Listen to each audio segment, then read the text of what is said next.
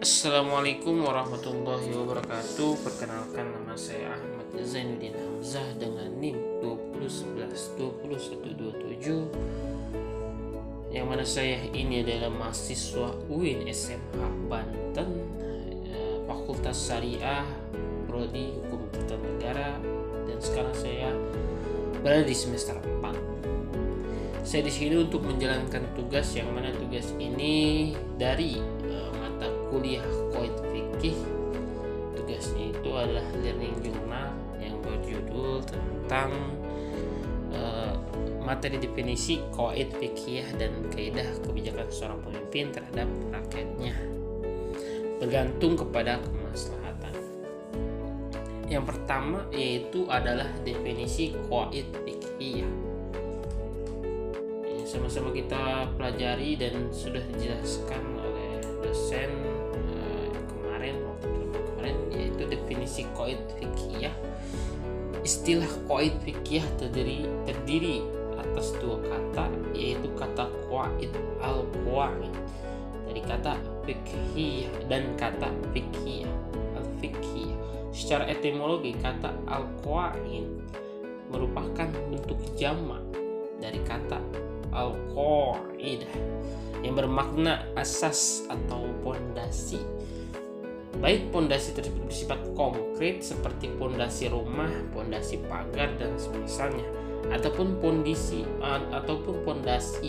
yang bersifat abstrak seperti pondasi agama, pondasi ilmu dan semisalnya. Adapun makna qaidah secara terminologi adalah hukum yang sifatnya universal, atau bisa dikatakan hukum yang menyeluruh, yang bisa diterapkan pada seluruh cabang-cabangnya. Adapun kata al-fiqhiyah secara bahasa merupakan nisbah, yaitu penyandaran kepada kata fikih, al-fiqh, di mana kata al-fiqh secara etimologi bermakna al-fahmu, yaitu pemahaman, sedangkan secara terminologi bermakna ilmu tentang hukum-hukum syariah amaliyah yang diambil dari dalil-dalilnya secara terperinci. Adapun definisi al-qawaid fikih, kaidah-kaidah fikih sebagai suatu ilmu atau suatu cabang ilmu hukum aglabi, yang artinya yang darinya diketahui hukum permasalahan fikih secara langsung. Dengan kata lain, al-qawaid al-fiqhiyah adalah kalimat ringkas yang mengandung hukum fikih secara umum dan bisa diterapkan pada banyak permasalahan. Kita lanjut ke pembahasan kebijakan seorang pemimpin terhadap rakyatnya bergantung kepada kemaslahatan. Ada kaidah yang sangat populer di kalangan para ulama usul terkait dengan kebijakan pemerintah. Kaidah ini adalah at-tasrifu ala ra'iyati manutun bil maslihati, atau kebijakan seorang pemimpin atas rakyatnya harus berdasarkan kepada kemaslahatan. Kaidah ini sesungguhnya bermula dari pernyataan Imam Syafi'i yang berbunyi, artinya posisi seorang pemimpin itu bagi rakyatnya seperti posisi seorang wali bagi anak yatim. Kaidah tadi juga sebanyak disebutkan dalam kitab-kitab fikih seperti dalam kitab Al-Ahkam, Al-Sultaniyah karya Imam Mawardi, Al-Kharaj karya Abu Yusuf, dan lain sebagainya.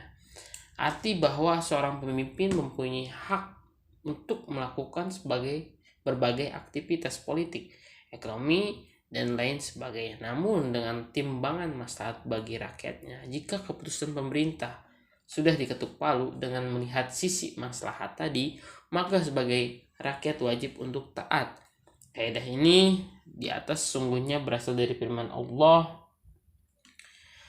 surat An-Nisa ayat 58, yang artinya sesungguhnya Allah menyuruh kamu untuk menyampaikan amanat kepada yang berhak menerimanya, dan apabila kamu mengadili di antara manusia agar menetapkan hukum dengan adil. Sungguhnya Allah amat baik sekali nasihat yang diberikannya kepadamu.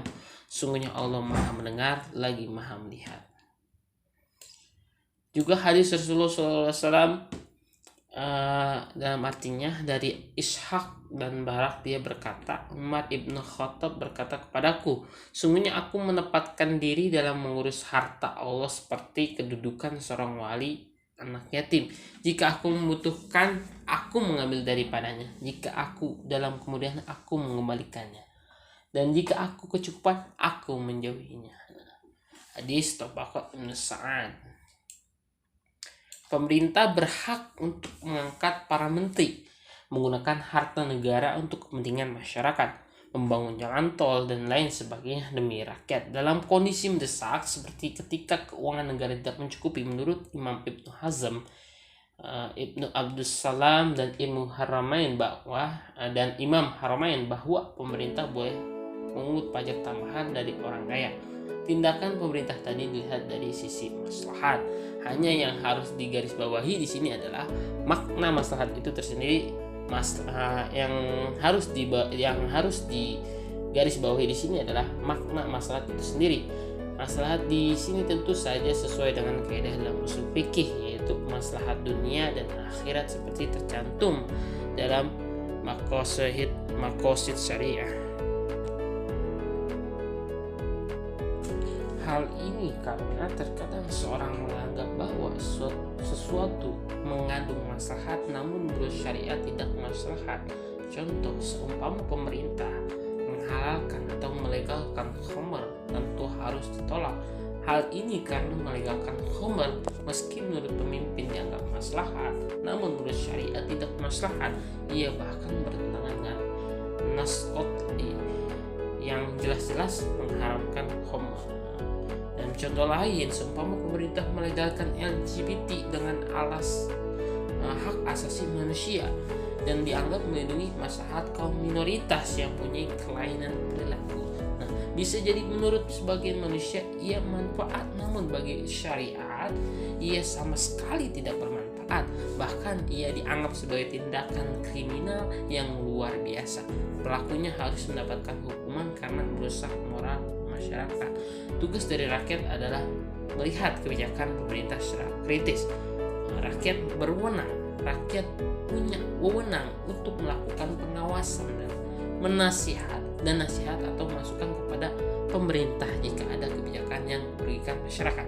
Prinsipnya seperti yang ditulis oleh Ibnu Khaldun dalam Muqaddimah dan Ibnu Taimiyah dalam Siyasat Syariah, bahwa keberadaan pemerintah sesungguhnya untuk menjaga maslahat dunia dan akhirat. Jika tidak berarti telah melenceng dari pemikiran politik Islam seperti yang telah digariskan para ulama. Cukup sekian apa yang saya sampaikan, kurang lebihnya